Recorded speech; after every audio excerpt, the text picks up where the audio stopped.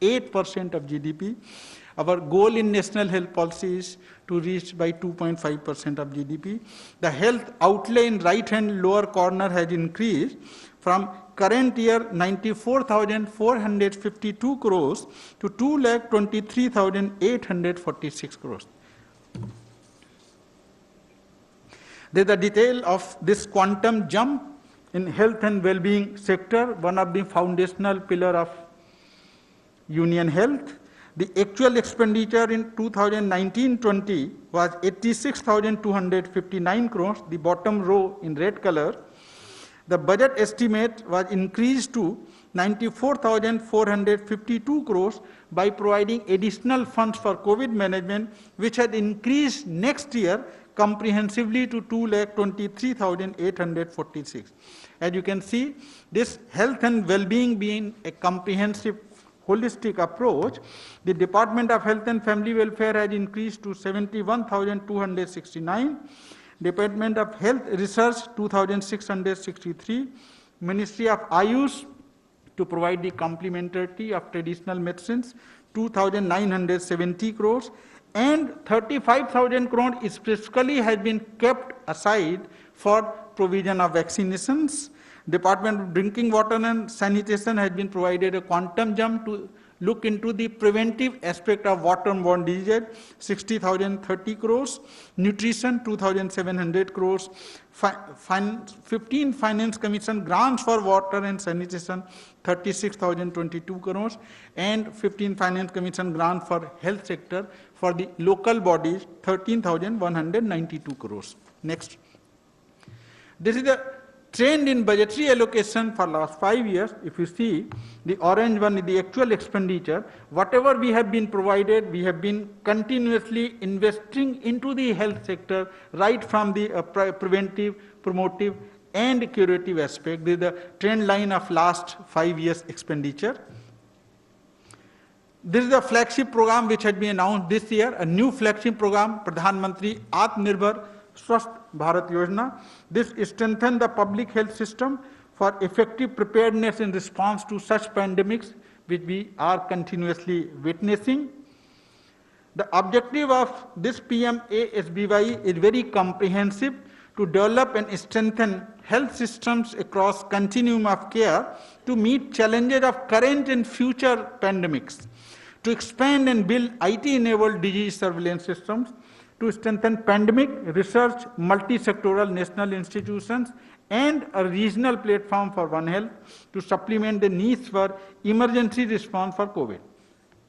This new flagship scheme will have two broad components. One is centrally sponsored scheme components, another is central sector component. The centrally sponsored scheme components are implemented through the state governments and union territory governments, and the central sectors are directly through the institutions of Union Ministry of Health and Family Welfare. The centrally sponsored scheme component of PMASBY is health and wellness centers in the rural and urban area, this time taking lesson from the initial epidemic concentration in metropolitan in urban area. We have especially provided 11,027 urban health and wellness centers. In all these health and wellness centers, the package of services has been increased comprehensively to 12 services, a health promotion and healthy lifestyle campaign, and provision of essential medicines and diagnosis for these 12 expanded services. New component in this scheme are 3,382 block level public health lab to get an early warning, early detection of such pandemics, then integrated public health labs to enhance diagnostic capacity as district level. The one big lesson of this pandemic was the earliest we detect, track and isolate, earliest we control. So taking lesson from present pandemic control, we have gone into the district and sub-district level to strengthen the pandemic preventing structure at the district and sub-district level.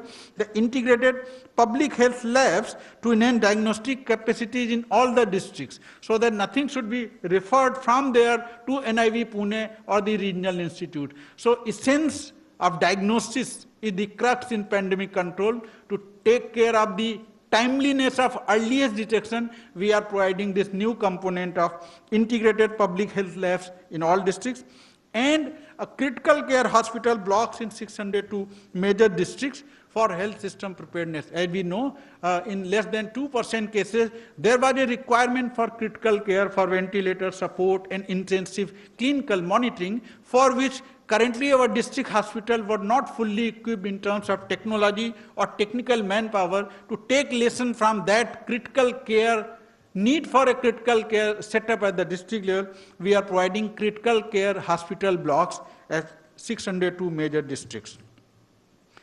The central sector components of this PMASBI is to strengthen the similar critical care blocks as central government hospitals like AIIMS and PGI institutes, strengthen surveillance system, because this disease was an imported one, it was not an endogenous one. This pandemic got through the borders of the country, so we want to strengthen 50 points of entry in the country for strengthening the surveillance system by having an early detection and monitoring system, and then setting up a new setup for the NCDC, which is currently located in Delhi, to having its 5 new regional branches, and implementing a integrated health information platform in all states so that data flows seamlessly into the platform.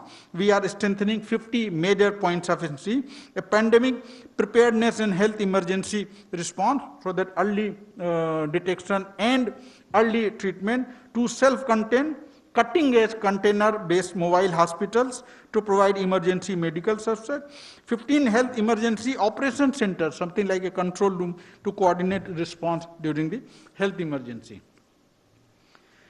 Then the Ministry of Health has got 2 departments, Department of Health and Department of Health Research. Department of Health Research played a yeoman service in developing the diagnostic network in country during this pandemic. So taking lesson from there, the Department of Health Research is further setting up its biosafety lab of BSL-3 standard. The NIV Pune will be set up with the regional branches, the regional institutes. We will be providing the regional research platform, because pandemic is not boundary driven, it is not bounded by the country's boundary, it has got cross-border territory arrangements. Therefore, with the help of Southeast Asia Regional Office, a regional platform for pandemic control is proposed through the ICMR with these research partners, which are our neighboring countries, to early monitor and detection system, a research platform for Southeast Asia. In addition to this pandemic-related strengthening system, there are some more budget announcements which are of important nature for increasing the professionalization of nursing and midwifery through introduction of Midwifery and Nursing Commission in Parliament. Currently, the pneumococcal vaccine is being administered in 5 states. Taking lessons from this, they will be rolled out across the country to prevent 50,000 child deaths annually.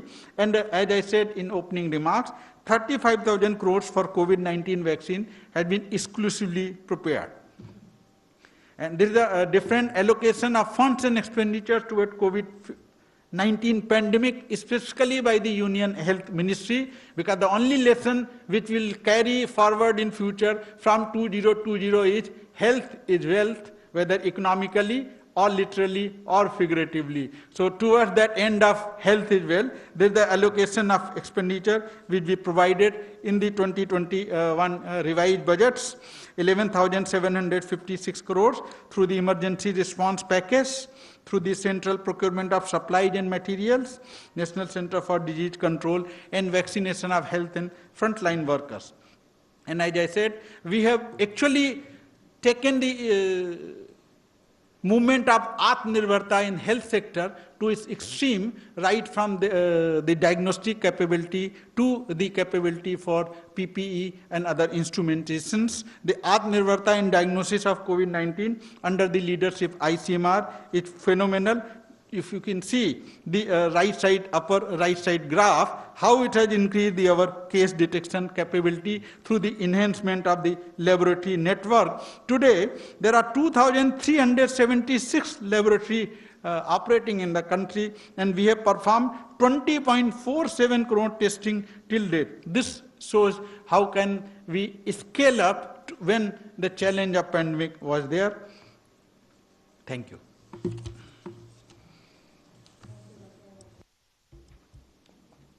Thank you, Dr. Saab.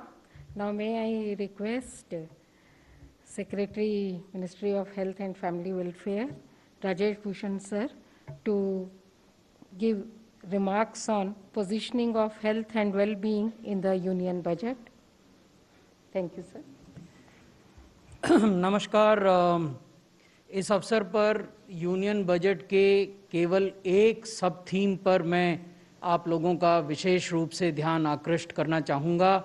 Union budget में जो approach अपनाई गई है वो holistic approach है। अब ये holistic approach towards health क्या है? इसका अर्थ ये है कि हेल्थ वो नहीं है जो गतिविधियाँ केवल स्वास्थ्य मंत्रालय में ही होती हैं। हेल्थ केयर का अर्थ है वो गतिविधियाँ भी जो डिपार्टमेंट ऑफ हेल्थ रिसर्च में होती हैं, जो आयुष मंत्रालय में होती हैं, जो ड्रिंकिंग वाटर और सैनिटेशन मंत्रालय में होती हैं, और जो न्यूट्रिशन के क्षेत्र में विमेन एंड चाइल्ड डेवलपमेंट मंत्रालय में होती हैं। तो इनको एक होलिस्टिक अप्रोच के रूप में इस बजट में लिया गया है। ये जो अप्रोच है ये 2017 की जो स्वास्थ्य नीति बनी थी, राष्ट्रीय स्वास्थ्य नीति, उसमें स्पष्ट कर दी गई थी और मैं आपको उसका एक उदाहरण सुनाना चाहता हूँ। The national health policy 2017 prescribed that the attainment of the highest possible level of health and well-being for all at all ages through a preventive and promotive health care orientation in all developmental policies is our goal. तो national health policy 2017 ने ये नहीं कहा था कि केवल स्वास्थ्य मंत्रालय को सुदृढ़ करना ही हमारा गोल है या हमारा लक्ष्य। उन्होंने कहा था कि हेल्थ और वेलबींग सभी उम्र के लोगों के लिए सुनिश्चित करना हमारा उद्देश्य है। और कैसे सुनिश्चित करेंगे? प्रिवेंटिव हेल्थ पर भी बल देंगे और प्रमोटिव हेल्थ पर भी बल देंगे। तो ये थीम है विच runs through out the union budget. बहुत बहुत धन्यवाद। Thank you, sir. Now may I request Honorable Minister, sir, to kindly address the gathering.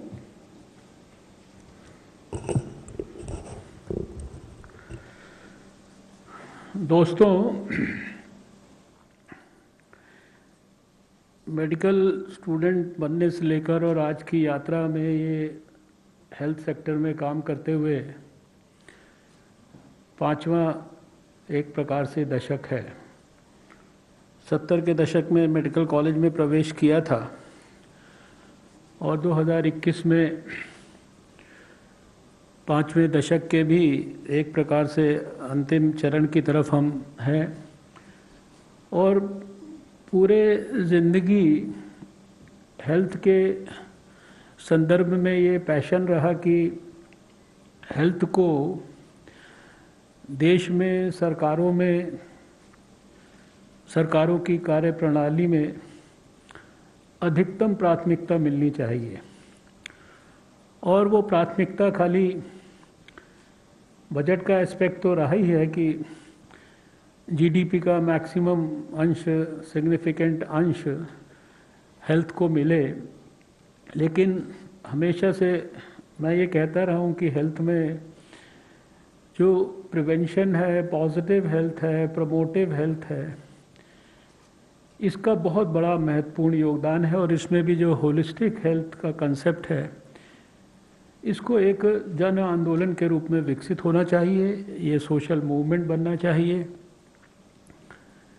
पिछले 6-7 वर्षों में सौभाग्य से नरेंद्र मोदी जी के नेतृत्व में पहली बार इतने वर्षों में ये महसूस हुआ कि हेल्थ अपनी सही दिशा की ओर जिस प्रकार से उसको बढ़ना चाहिए, जिस प्रकार से उसको प्रगति करनी चाहिए इस क्षेत्र को, वो बढ़ रहा है।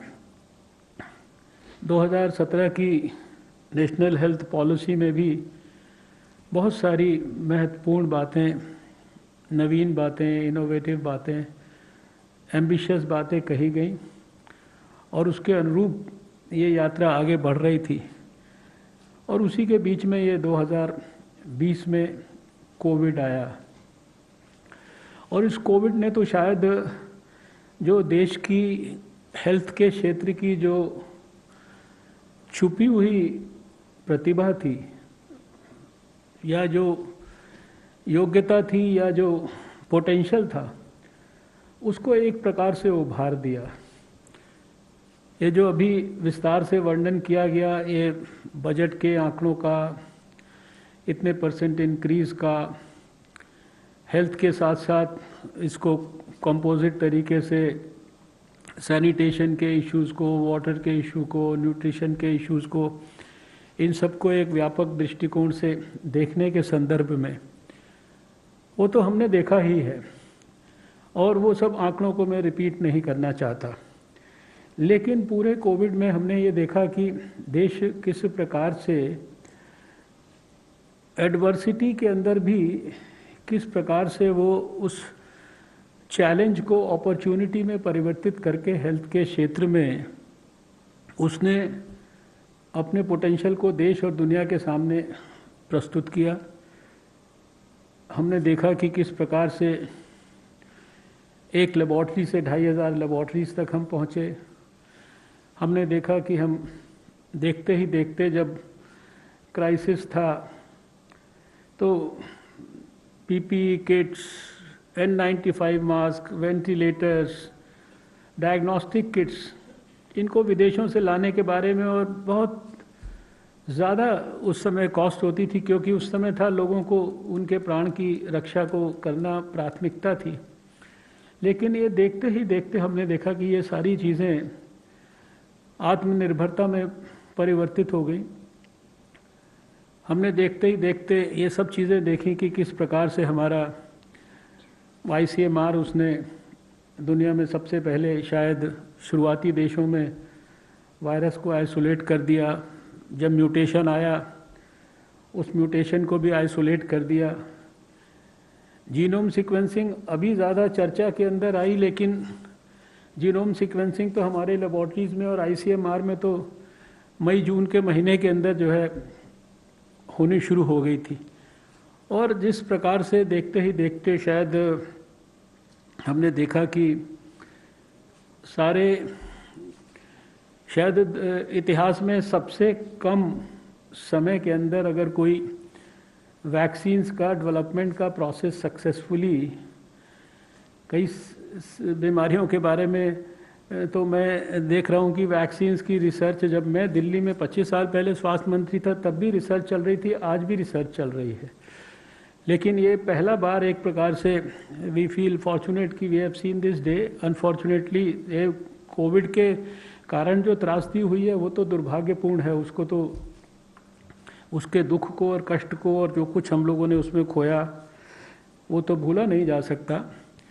लेकिन वैक्सीन और रिसर्च और साइंटिफिक अकम्पलिशमेंट्स और जो हेल्थ सेक्टर ने जिस प्रकार से अपने पाँव पे खड़े होके और सारे देश ने मिलकर जिस प्रकार से जो काम किया एक सूत्र के अंदर बंद कर, 2 वैक्सीन्स भी देश के लिए उपलब्ध हो गई। आज 80-85 लाख लोगों को, हेल्थ वर्कर्स और फ्रंटलाइन वर्कर्स को वैक्सीन भी उपलब्ध हो गई है। 20-25 देशों को हम ऑलरेडी वैक्सीन जो है वो विदेशों को देने की स्थिति के अंदर आ गए हैं। और बहुत ही जल्दी आप जानते हैं कि जो एक बड़ी कैटेगरी है 50 साल से ऊपर के लोग, इनको भी मार्च के महीने में हम वैक्सीन देने की स्थिति में आ रहे हैं। और खाली ये 2 वैक्सीन नहीं, अभी जब मैं लिस्ट का विश्लेषण करता हूँ तो ध्यान में आता है कि कम से कम 18-20 वैक्सीन्स के ऊपर अलग अलग स्टेजेस में काम हो रहा है। कोई प्री क्लिनिकल ट्रायल है, कोई एडवांस्ड प्री क्लिनिकल ट्रायल है, कोई फेज़ 1 है, कोई फेज़ 2 है, कोई फेज़ 3 है। सबके अंदर अलग अलग स्टेजेस में और कुछ एक अगले कुछ महीनों में आ सकती हैं। यानी जो आत्मनिर्भरता का जो एक उदाहरण था जिसके बारे में, जिसके कंटेक्स्ट में अभी ये प्रधानमंत्री जो आत्मनिर्भर स्वस्थ भारत योजना के तहत 64,000 करोड़ रुपया अगले 6 सालों के लिए रखा गया, over and above what we get already get in health, जिसमें भी एक सिग्निफिकेंट इजाफा हुआ है। पूरे हेल्थ सेक्टर के ब्रॉड पिक्चर के अंदर भी सिग्निफिकेंट इजाफा हुआ है। तो ये जो सारी परिस्थिति पिछले समय के अंदर निर्माण हुई है, मेरे लिए ये बहुत संतोष की बात है कि अभी हम एक प्रकार से जो फ्यूचर हमारी रेडीनेस है बायो सेफ्टी के बारे में और बायो सिक्योरिटी के बारे में, मैं देख रहा था कि खाली 2020 में ही, ये WHO का डाटा है कि 2020 में ही कोविड के अलावा भी 60 आउटब्रेक्स को जो है दुनिया ने सामना किया। और खाली अगर ICMR की बात करें तो उनका कहना है कि पिछले 6 साल में उन्होंने 1240 रीजनल आउटब्रेक्स जो है उनको खाली ICMR ने इन्वेस्टिगेट किया। अगर मैं NCDC वालों से बात करूं, उनके भी यहाँ चीफ बैठे हैं, तो वो तो कहते हैं इससे ज़्यादा हम हर साल करते रहते हैं। यानी ये सारी परिस्थितियों के अंदर और जो पिछले 10 साल के अंदर खासकर जो 4 जो है हमारे दुनिया के अंदर जो है H1N1, इबोला, ज़ीका और ये कोविड का भी पेंडेमिक की परिस्थिति हुई और भी दूसरी जो बीमारियां आई, उसकी दृष्टि से ये जो बजट है ये हमारे लिए बड़ा संतोष का विषय है कि हम अपने आप को फ्यूचर रेडी करने के लिए, यद्यपि उस भयंकर परिस्थिति के अंदर भी जब 1 साल के अंदर इतनी तकलीफ थी हमें, तब भी हमारा देश उठकर खड़ा हो गया। वैज्ञानिक भी खड़े हो गए, डॉक्टर भी खड़े हो गए, रिसर्चर्स भी खड़े हो गए और उन्होंने उसी परिस्थिति में भी अपने आप को आत्मनिर्भर करके दिखाया। लेकिन अभी भविष्य की जो परिस्थिति है उसमें हम नीचे लेवल तक जो भी हमारी इस 1 साल की लर्निंग्स हैं, उन लर्निंग्स के आधार पर नीचे लेवल पर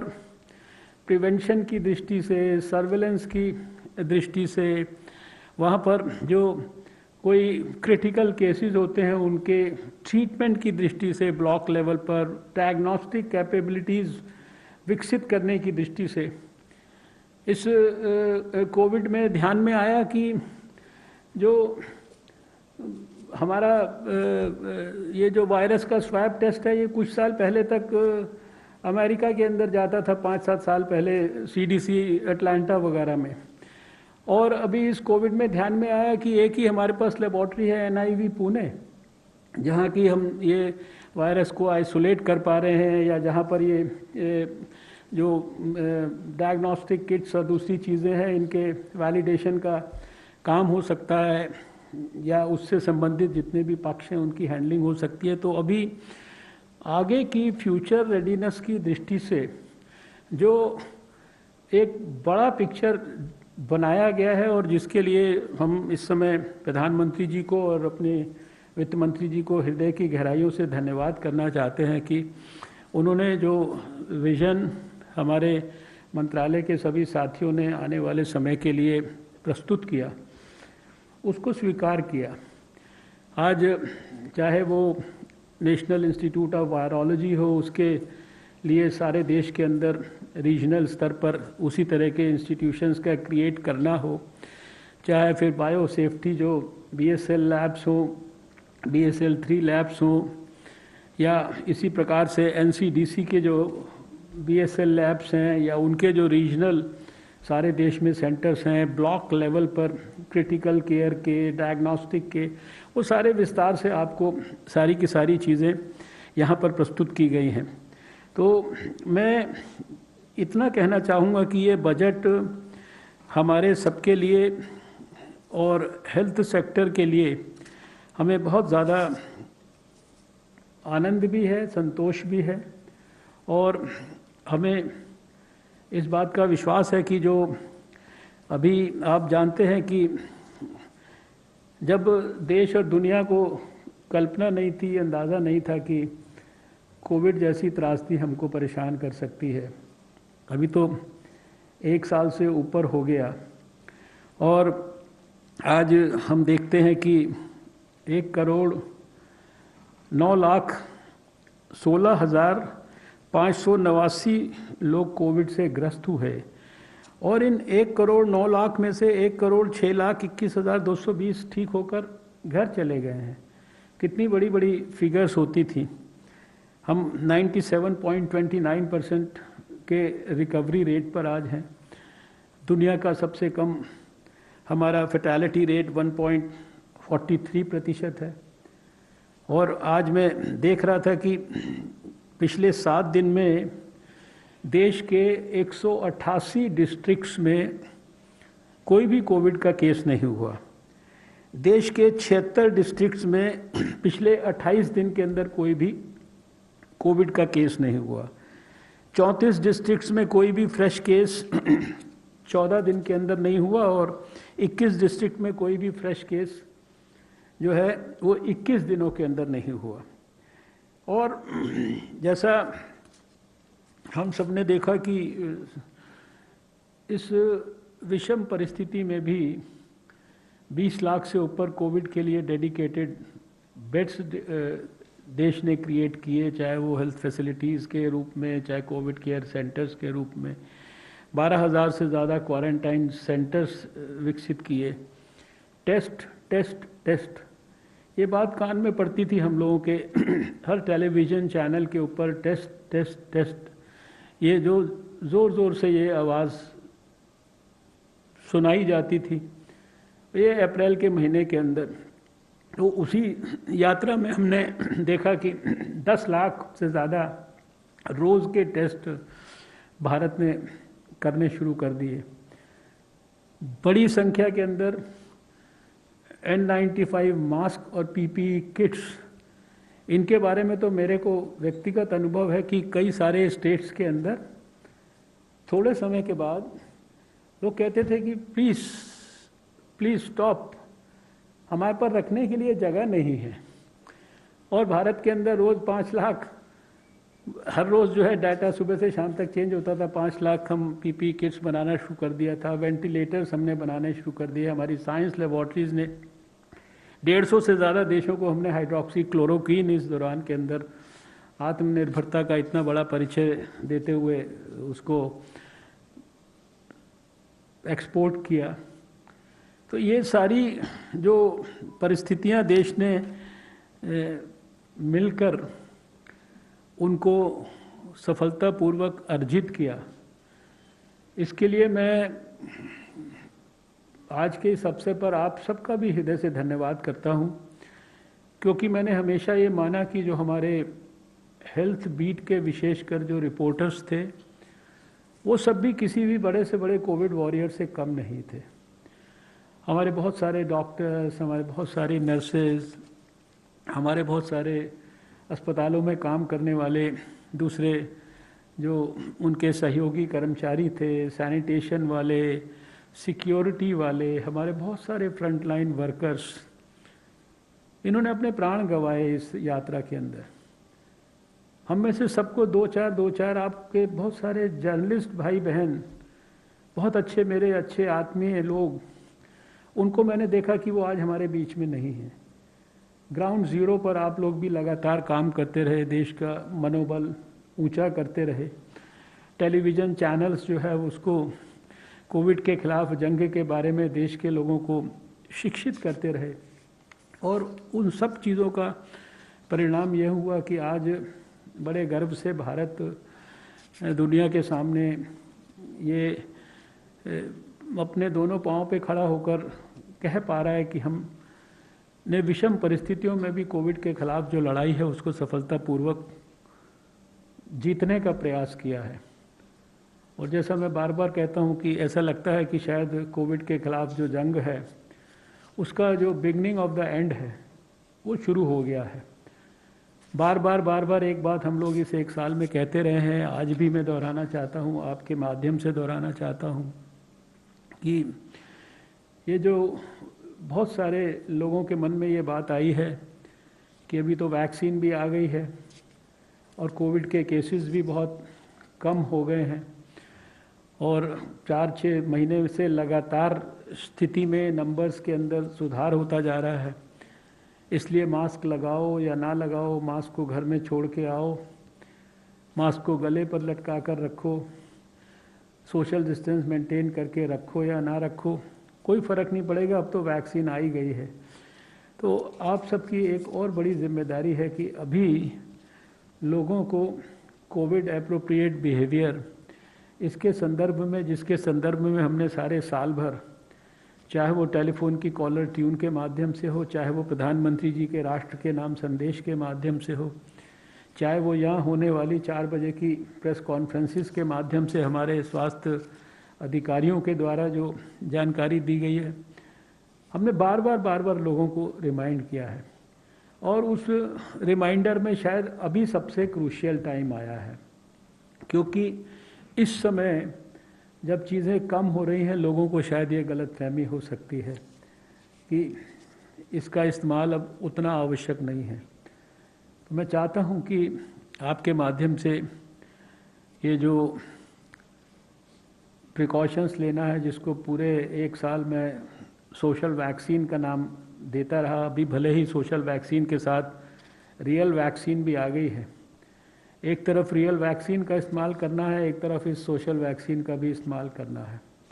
और हमें पूरा विश्वास भी है, इस बात का उत्साह भी है कि शायद आने वाले समय में हम अपने देश को निश्चित रूप से कोविड के संकट से सफलतापूर्वक बाहर निकालेंगे।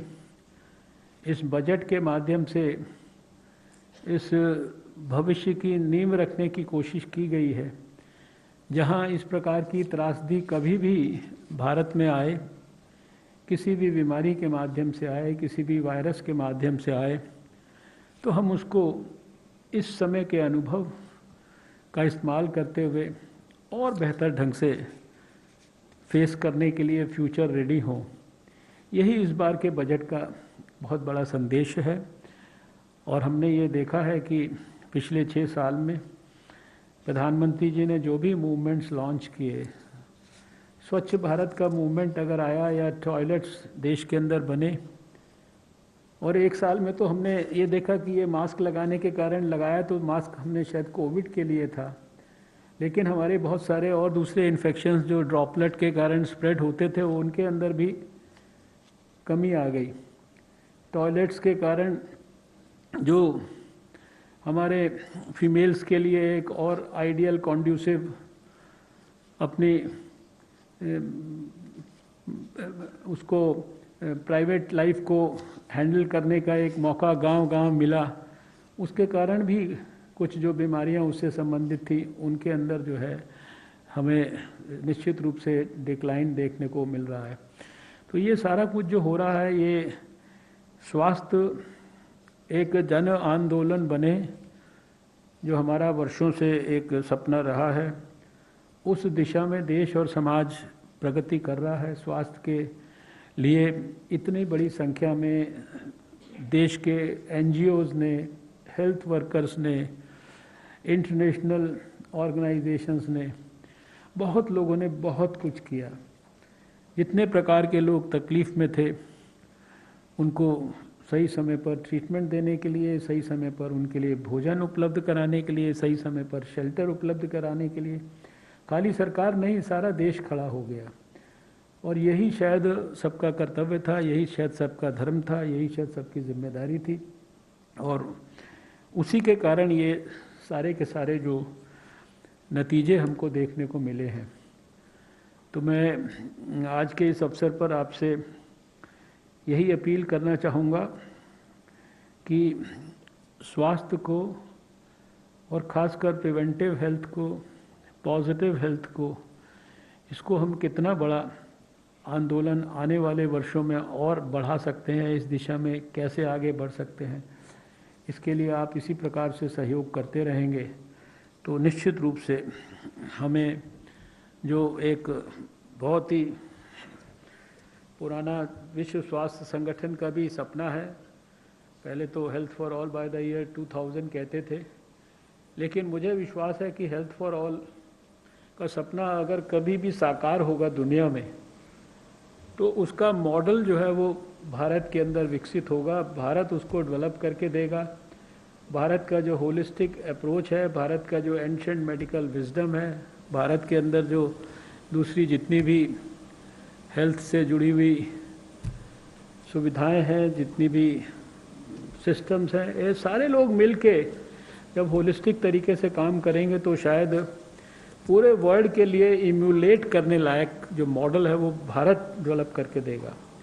और सौभाग्य से अभी हमारे पास ऐसे प्रधानमंत्री नरेंद्र मोदी जी हैं जिनकी दृष्टि, ओवरऑल दृष्टि तो उनकी बहुत व्यापक है ही, जो लोगों के सफरिंग्स को ख़त्म करने के लिए, लॉन्ग स्टैंडिंग प्रॉब्लम्स की समाधान करने के लिए नए सिरे से वो हर विषय के ऊपर विचार करते हैं, चिंतन करते हैं, नई योजना बनाते हैं, नया विज़न डेवलप करते हैं, उस विज़न को प्रोग्राम में परिवर्तित करते हैं, उस प्रोग्राम की मॉनिटरिंग भी स्वयं करते हैं, उसके जो आउटकम्स हैं उनको भी स्वयं विश्लेषण करते हैं, उसमें फिर अमेंडमेंट्स भी खुद गाइड करते हैं।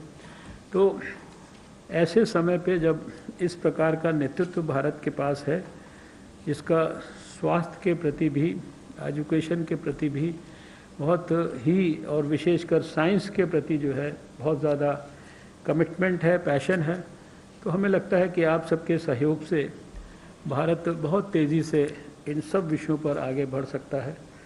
इसी निवेदन के साथ कि आपका सहयोग देश को ऐसे ही मिलता रहे जैसे आपने पूरे क्राइसिस के तो स्वास्थ्य